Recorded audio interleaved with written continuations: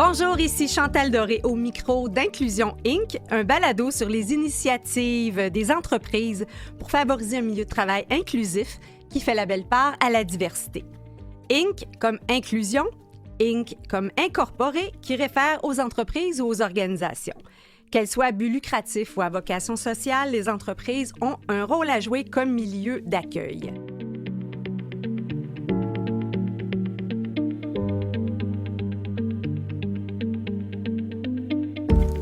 Nous poursuivons notre discussion avec des conseillers en équité, diversité, inclusion au sein de différentes entreprises et organisations. Aujourd'hui, ce sera le cas d'une organisation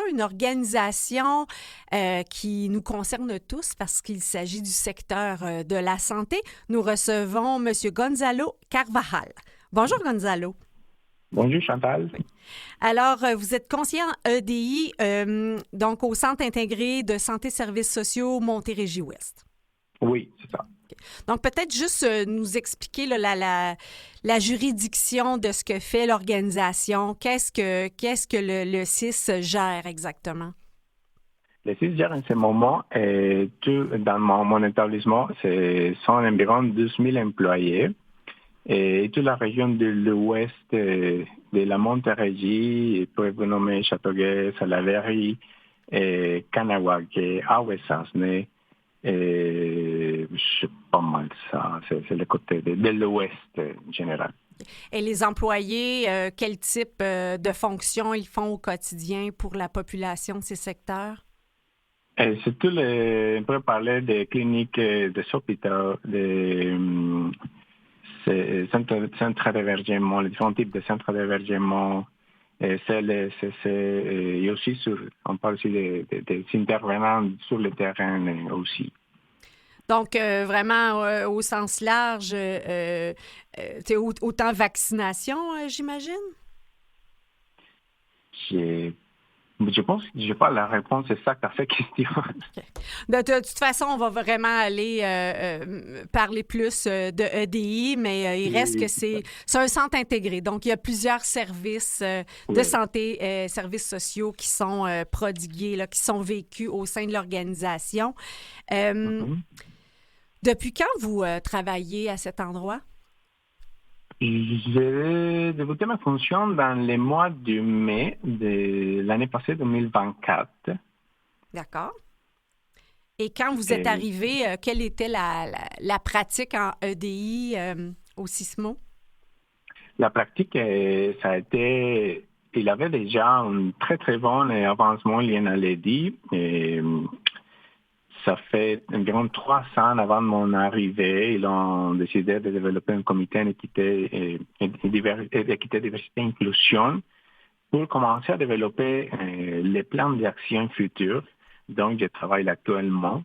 Et ça a été un très, très, très, très, très bel travail en lien des différents départements investis aux initiatives en équité, diversité, inclusion.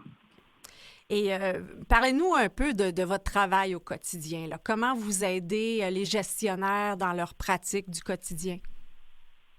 On a développé notre service bien intéressant lors de mon arrivée. Et on a divisé notre offre de service dans 3 grandes sections. Dans la section soutien, et formation et bien sûr le partage et le rayonnement.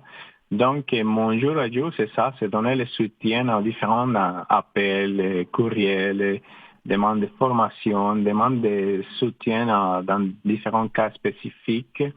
Mais c'est ça, c'est donner plus de soutien au quotidien. C'est ça, ce que j'ai fait le jour à jour, de travailler sur les différentes formations spécifiques en lien à nos enjeux à l'interne. Et aller faire aussi des partenariats avec des organismes à l'externe aussi. OK. Et quand vous parlez de formation, quel type de formation vous donnez? On donne des formations, par exemple, aux gestionnaires en lien de leadership inclusif. On parle pourquoi l'inclusion c'est important pour comment arriver à un moment dans lequel on peut parler de l'inclusion. Donc, parler d'accueil l'intégration avant de parler d'inclusion, d'avoir un très, très bon processus d'accueil aux différentes personnes. Ce type de formations qui sont vraiment liées au jour à jour. Et des formations liées aussi à les biens inconscients, qui est aussi nos gestionnaires et nos équipes comprennent c'est quoi l'intersectionnalité, les différents chapeaux qu'une personne puisse porter. Ce type de formation qui donne surtout des outils différents gestionnaires de département pour bien avancer dans notre jour à jour. Donc, pour le bénéfice de nos auditeurs, on a eu l'occasion de parler dans la première série d'Inclusion Inc. de bien conscient, mais peut-être s'il y a des auditeurs qui se joignent à nous maintenant, expliquez-nous ce que peuvent être les biais inconscients. Les biais inconscients, c'est des croyances, des fois des préjugés qui ressentent, qui sortent de notre tête en lien à, par exemple, on connaît une personne et par rapport à son apparence physique. On vient par exemple, moi, comme immigrant, on vient d'une culture différente, on vient d'une formation à la maison aussi différente. Un bien inconscient, ça sort en lien à tes propres croyances, ce que tu as vécu dans ta famille, ta société proche, ce que tu vois aussi au télé. Ce sont des stéréotypes qu'on se développe dans la tête. Et après ça, dans le moment d'interagir avec une autre personne, plus de les voir comme une personne, comme un humain, tu commences peut-être à les juger, je vais utiliser les mots, les juger en lien soit à son apparence, soit à sa culture, soit à même l'événement que la personne porte. Donc, c'est ça le bien inconscient. Avant de connaître bien la personne et mieux comprendre, de voir la personne comme une personne, comme un humain. Donc, on va regarder la personne et on se fait déjà une idée sur la personne. Comme vous dites, on va juger, on va évaluer parce qu'on se dit, bon, c'est un immigrant ou c'est membre d'une autre communauté culturelle et tout ce qu'on pense de cette communauté-là ressurgit avant même d'avoir écouté la personne. Donc, ça vient un peu, comme vous le dites, c'est des biens conscients qui vont faire en sorte qu'ils nous influencent dans notre évaluation d'une situation. D'une situation d'une personne et même, on peut parler aussi des biens inconscients par rapport à dans un processus de recrutement, d'embauche d'une personne. De recrutement, aussi, oui. Mais oui, de recrutement. Et dans les moments de l'entretien avec la personne, les biens inconscients sont là toujours dans notre inconscient, mais c'est ça, de nous mieux préparer pour arrêter, bien analyser et dire, OK, qu'est-ce que je pense, qu'est-ce qui s'en vient dans ma tête en ce moment, et comme c'est les meilleures approches, les meilleures façons de réagir après toutes les personnes dont on trouve en chaque moment. Et dans ma vie passée, je travaille dans beaucoup de temps dans les milieux hôteliers et touristiques. Oui. Et on parle du moment de vérité. Le moment de vérité. Oui, c'est le moment dans lequel on a en face d'un client. Et c'est la première fois que la personne arrive à notre établissement, que ce soit un hôtel. Et c'est la première perception que la personne va recevoir de notre établissement, peut-être que ce soit à la réception, par exemple. C'est un moment, chaque fois qu'on rencontre un client, c'est un moment de vérité. Et c'est ça dont on parle au niveau de culture. Chaque fois qu'on rencontre soit un usager, soit une personne, un collègue, c'est un moment de vérité au niveau culturel. Et il faut arrêter, penser, réfléchir pour mieux agir aux différentes personnes, aux différentes personnalités. Mais quand vous dites un moment de vérité versus un biais inconscient, où se situe la vérité? Le lien dans ces deux concepts, c'est que dans les deux cas, il faut arrêter, il faut réfléchir, il faut voir la personne en tant que personne humaine, pas regarder, OK, c'est une immigrante, c'est une personne d'ex-culture, ou c'est une personne qui ne parle pas français, ou je ne sais pas, plein de choses que des fois ça s'en vient en tête. Donc, il faut, pour les deux choses, il faut s'arrêter pour mieux agir auprès de la personne, pour mieux comprendre leurs besoins et pas simplement penser et donner un avis sur la personne qui peut-être soit vraiment différent à ce que la personne en réalité. Et là, je suis d'accord avec vous, s'arrêter, réfléchir. Peut-être que certains de nos auditeurs diront, mais dans le monde fou dans lequel on est, on n'a pas le temps de s'arrêter pour réfléchir. Donc, comment réussir à faire cet exercice-là, mais rapidement? Mais oui, dans mon cas, écoute, je pense que dans mon travail en lien à la culture de diversité et d'inclusion, je dois me déconstruire tous les jours parce que des fois, quand j'arrive à dire, OK, je comprends tel concept, c'est pas le cas. Une semaine après, je dois me reconstruire une idée dans ma tête. Mais c'est ça, mieux connaître nous-mêmes au début, faire le travail à l'interne et ça va commencer à ressortir plus naturellement. Donc, j'entends qu'il faut refaire l'histoire dans notre tête, être ouvert peut-être aux nouveaux renseignements qui arrivent. Oui. Parce que si on se bloque et on fixe notre impression que, par exemple, cette communauté culturelle-là est de telle manière, ben là, nos biens inconscients vont faire en sorte on n'est pas réceptif aux nouvelles informations qui arrivent. On se bloque. Oui, mais oui, c'est ça. Il faut quand même se préparer, soit pour les personnes qui portent les billets, comme dans une interaction que la personne qui va recevoir quand même peut-être un billet. Moi, comme immigrante qui vient de la Colombie, j'ai déjà dû passer pour plein de personnes qui me posaient plein de questions en lien à mon pays, à mon origine, qui ce sont quand même des billets. Et ce sont des billets développés soit pour tout ce que la personne regarde à la télé, pour les nouvelles, bref. Mais c'est ça. Si je fais l'autoconnaissance, je comprends que ce sont mes biais et je travaille sur moi et je suis ouvert à recevoir de nouvelles informations par rapport soit à une culture, soit à une personne, même soit que ce soit à la fin. Et ça va devenir naturellement mon approche et mon agir rapidement pour avoir une meilleure approche avec les différentes personnes. Quand vous constatez chez un gestionnaire qu'il a peu d'ouverture, qu'il semble assez fermé, parce que ça, on le constate en dehors de le deal, en communication, on voit qu'il y a certains gestionnaires qui n'ont pas énormément d'écoute, qui sont très, très orientés vers l'action. Comment vous leur vendez l'idée que ça sera important de développer une posture d'écoute? Écoute, à date, je ne dois pas passer par ce type de situation, mais si cette situation, ça m'arrive à moi, je pense que le côté sensibilisation, aller les rencontrer, plus comprendre au début pourquoi sa façon, pourquoi sa pensée en lien à ça. Et des fois, c'est plus la méconnaissance ou l'information que la personne reçoit du milieu. Mais c'est ça, c'est plus je me suis rendu compte en tant que, depuis que j'ai commencé à travailler dans les sujets qui étaient d'inclusion, des fois, beaucoup des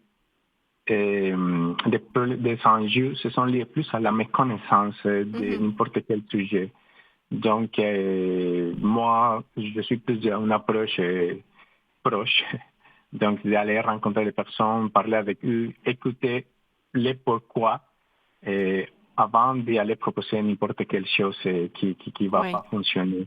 Non, c'est ça. Je pense qu'une approche de côté sensibilisation, de comprendre quelle est la méconnaissance, de quel sujet je dois traiter et améliorer pour couper la méconnaissance des personnes en lien à n'importe quel sujet, ça aide beaucoup avant d'aller proposer plein de choses. Et il faut adapter quand même la culture des leaders.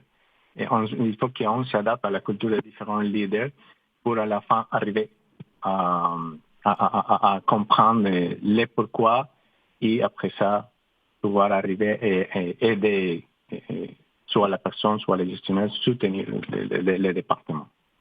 Vous nommez la méconnaissance. On remarque que globalement, souvent, les gens qui en savent le moins, souvent sont certains de ce qu'ils pensent et les gens qui en connaissent beaucoup vont être plus tendance à douter. Je pense qu'il y a même un effet psychologique qui s'appelle Dunning-Kruger, oui, Mhm. où vraiment, là, tout à coup, ben c'est ça, on en sait beaucoup, mais on doute. Et donc, comment vous arrivez, en tenant compte de ça, à sensibiliser les gens qui sont sûrs de ce qu'ils pensent? On doit démythifier.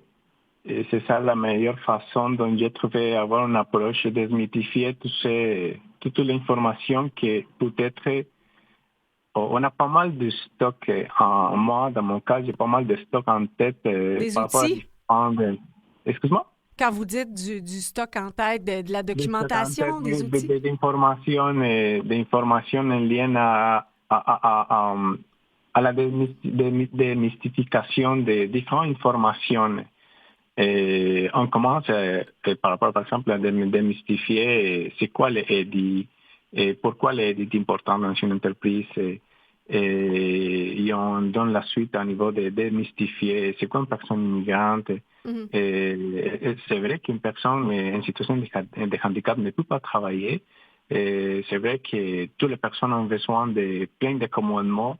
Ce type de sujet dont j'ai déjà travaillé depuis que j'ai commencé avec la critère diversité et inclusion, ça aide beaucoup si on essaye de démystifier et, de bien informer les personnes en lien à ce manque d'information. Et à moi, ça a beaucoup m'aidé en lien pour développer des différentes actions et différentes initiatives. OK. Donc, ça vous a aidé à développer différentes actions, initiatives. Je sais que vous avez développé plus particulièrement une offre de service auprès de 4 grandes clientèles. Je vais les nommer rapidement. On pourra ensuite les passer en détail. Donc, personnes immigrantes, personnes des Premières Nations, Inuits, les travailleurs Mhm. de plus de 55 ans et les personnes judiciarisées. Quelle sorte, justement, peut-être qu'on peut parler, quelle sorte de biens conscients les gens peuvent avoir par rapport aux personnes immigrantes? Oui, une petite déclaration. C'est comme dans mon ancien, quand j'étais en coordonnateur de projet des ressources humaines et critères de gestion d'inclusion dans mon ancien travail, je travaillais avec C'était... les comités consultatifs, avec les conseils québécois des ressources oui. humaines et tourisme. J'ai travaillé avec différents comités consultatifs. On a développé une initiative en lien à différents comités de travail pour l'inclusion des personnes, de différentes personnes de différences interculturelles pour les aider à l'inclusion au travail dans le secteur hôtelier et touristique. Et c'est ça. Si on parle des enjeux en lien aux personnes immigrantes, Oui. j'ai déjà vécu, j'ai déjà vécu quelques informations comme ça. On peut commencer avec, par exemple, nos études. Des fois, quand on fait la recherche de notre premier travail avec 100 expériences québécoises ou canadiennes d'emploi, c'est un peu difficile parce que les gens pensent que peut-être si on vient d'un pays qui s'appelle la Colombie, Hmm. on est moins de niveau de études, par exemple, et qu'on aurait besoin de beaucoup d'accommodements pour parler le français de plus. Des Mais fois, j'imagine, là, vous parliez de tourisme, sont probablement les premiers. Une personne immigrante va peut-être plus rapidement trouver de l'emploi dans des secteurs liés à la restauration ou l'hôtellerie, ouais. bien que ce ne soit pas, par exemple, sa formation de base parce qu'elle doit apprendre le français pour certaines personnes, Mhm. améliorer son langage. Donc, souvent, les gens vont commencer, puis dans plein de secteurs, on l'a vu avant dans le taxi, avant Mhm. Uber, des gens qui étaient très bien Mhm. diplômés dans leur pays, qui euh, tout à coup se retrouvaient dans des postes parce qu'il y a toute l'équivalence, les équivalences qui n'étaient Ouais. pas reconnues. Ça doit être extrêmement difficile à vivre pour les Oui. personnes, là, sachant qu'on a les connaissances pour vouloir travailler dans notre domaine, mais on se retrouve à faire du taxi ou à travailler dans Mhm. l'hôtellerie. Est-ce que c'est Oui. quelque chose que vous avez vécu, vous, quand vous êtes arrivé Moi, ici? Moi, Oui. oui. De plus, même avec l'équivalent, c'est l'évaluation comparative, hein, on s'appelle ça avec les MIFI, à ce moment-là. Et c'était pas facile à trouver un premier emploi. Même dans mon cas personnel, j'étais accompagné pour un organisme communautaire pour me donner comme toute l'information en général, pour bien adapter mon CV, pour qu'est-ce qu'on doit faire dans une entretien, qu'est-ce qu'on ne doit pas faire. C'est quelque chose quand même à préparer parce que, on le dit dans ma langue maternelle, l'espagnol, c'est quelque chose que je pourrais faire facilement. Mhm. Mais dans les français, ça change beaucoup. Ça change beaucoup comme les jeux un peu, la dynamique. Et donc, oui, c'est pas facile, même j'ai vécu ça. Mm. Mais je pourrais dire que ça me donnait plus de la force pour continuer soit à améliorer mon français, soit pour mieux me préparer. Je l'ai vu dans mon cas personnel, parce que bon, c'est mon avis personnel, je l'ai vu plus comme un moment d'apprentissage, parce que même avant de venir, avant d'immigrer, on avait quand même pris beaucoup d'informations, on a beaucoup fait la recherche, parce que par mon cas personnel, c'était quelque chose, c'était un grand changement Mm. de vie, pour le dire comme ça.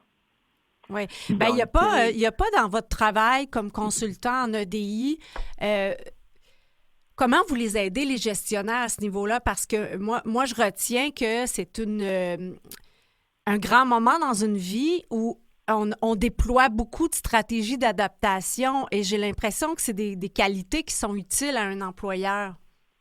Comment vous expliquez aux gestionnaires qui doivent recruter d'être sensibles au fait que là, on a des personnes là, qui font preuve de résilience et ça fait en sorte que ça peut être un employé qui est...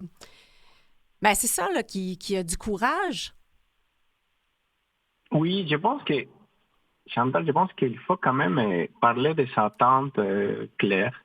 Mm. Et ça a beaucoup m'aidé dans mon expérience personnelle et après, c'est plus que nous, comme gestionnaires, on communique les attentes claires et m'assurer que la personne comprenne les attentes qu'on a besoin et moi, prendre le temps de comprendre les attentes et les besoins de la personne. C'est un côté, c'est une 360. On a besoin en tant que gestionnaire de telle chose pour bien accomplir, pour bien arriver à la fin, au travail, on pourrait dire comme ça. Et quelles sont tes attentes en tant qu'employé, quels sont tes besoins, et qu'est-ce que tu attends de moi en tant que gestionnaire, et quel est l'accompagnement dont tu aurais besoin pour bien faire bien ton travail les jours à jour. Je pense qu'une communication transparente, c'est vraiment important du côté gestionnaire et du côté employé et qu'on donne la chance aussi aux employés de nous parler quels sont leurs besoins et les aider. Je pense qu'au début, ça fait beaucoup la différence si je pense à mon cas personnel. Mm-hmm. C'est ça. J'ai eu un très, très bel accompagnement au début dans mon premier travail professionnel ici. Et après ça, ça a été plus facile pour moi, mon adaptation à la culture d'entreprise québécoise, on peut le dire comme ça. Et dites-moi, ben c'est ça, vous avez développé une spécialité, comme on le disait, auprès de d'autres communautés. Prenons par exemple l'exemple des personnes judiciarisées. Bon, tu sais, certains gestionnaires vont dire tout le monde a droit à une seconde chance. D'autres vont dire non, je ne veux pas embaucher de personnes qui a eu un casier juridique ou autre. Comment vous aidez les gestionnaires à évaluer le risque par rapport à ça ou à considérer ou pas une candidature d'une personne qui a un casier judiciaire? Dans les moments dans lesquels j'ai travaillé avec ces comités, on était toujours accompagné des comités consultatifs en lien aux personnes avec une casier judiciaire. Donc, on a un très très bel accompagnement et c'est ça la meilleure façon d'éduquer et passer un bon message en lien à la réinsertion des personnes. On a tous un droit et il y a aussi des programmes en ce moment dans lesquels j'ai travaillé. Il y avait des programmes et des initiatives et des projets assez intéressants pour que les entreprises puissent participer, comprendre un peu la réalité de la réinsertion sociale et les différents besoins qu'ont les personnes avec une casier judiciaire. Donc, on travaillait ensemble avec les comités consultatifs, c'est plus ça. On était avec les experts dans les sujets. Et notre première étape en ce moment, c'était plus le côté sensibilisation, aller chercher les entreprises qui vont participer au processus de sensibilisation pour mieux comprendre ces clientèles-là. Okay. Gonzalo, en terminant, je vais vous poser la même question pour les travailleurs de 55 ans et plus. Comment vous travaillez avec les gestionnaires pour qu'ils s'ouvrent à considérer la candidature de personnes plus âgées? C'est plus de préparer bien le milieu au début par rapport à les chocs culturels en lien à la différence d'âge, l'intergénérationnalité. Oui. Et on développé beaucoup de séances, de webinaires, de formations pour préparer les différents milieux pour que les futurs gestionnaires ou même les personnes dans un processus de recrutement mettre à côté les billets et avoir meilleur outillé aux personnes qui vont travailler les jours à jour avec un contexte intergénérationnel. Donc, ils ont développé des formations, des webinaires et des accompagnements pour mieux outiller les personnes. Ce sont à la fin un peu ce que j'avais nommé tantôt, c'est plus du côté, on va démythifier les différences culturelles pour mieux avancer dans l'inclusion des différentes clientèles dans notre milieu de travail. Merci beaucoup, Gonzalo. Donc, vous êtes conseiller EDI au Sismo Montérégie. Et je vous remercie d'avoir été avec nous, puis je retiens l'importance d'écouter pour démystifier. Merci beaucoup. Merci. C'était un plaisir d'être aujourd'hui avec vous. Au revoir.